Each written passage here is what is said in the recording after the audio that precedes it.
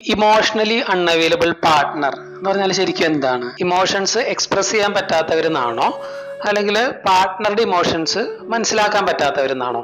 രണ്ട് രീതിയിലും ആവാം. ഇമോഷണലി അൺഅവൈലബിൾ എന്ന് പറയുമ്പോൾ അവർക്ക് അവർ എക്സ്പീരിയൻസ് ചെയ്യുന്ന ഫീലിംഗ് എന്താണെന്ന് മനസ്സിലാക്കാനും അത് മറ്റൊരാളോട് കമ്മ്യൂണിക്കേറ്റ് ചെയ്യാനും ബുദ്ധിമുട്ടായിരിക്കും.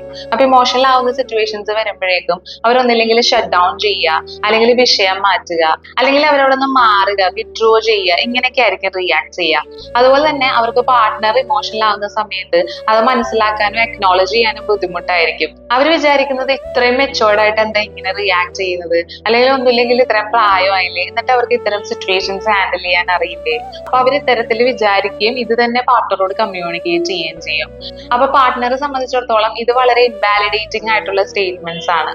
എല്ലാവരും ഇമോഷണൽ ആവുമ്പോൾ ആഗ്രഹിക്കുന്നത് എനിക്ക് മനസ്സിലാവുന്നുണ്ട്, എനിക്കിത് വളരെ ബുദ്ധിമുട്ടുള്ള സാഹചര്യമാണല്ലേ, ഇത്തരത്തിലൊക്കെ അത് വാലിഡേറ്റ് ചെയ്യണം എന്നാണ്. അപ്പൊ പാർട്ട്ണറെ സംബന്ധിച്ച് ഇത് വളരെ ഡിസപ്പോയിന്റിംഗ് ആയിട്ട് ഫീൽ ചെയ്യും. അതുകൊണ്ട് തന്നെ അവർക്ക് ഇടയിൽ പ്രശ്നങ്ങൾ ഉണ്ടാവാനും സാധ്യതയുണ്ട്.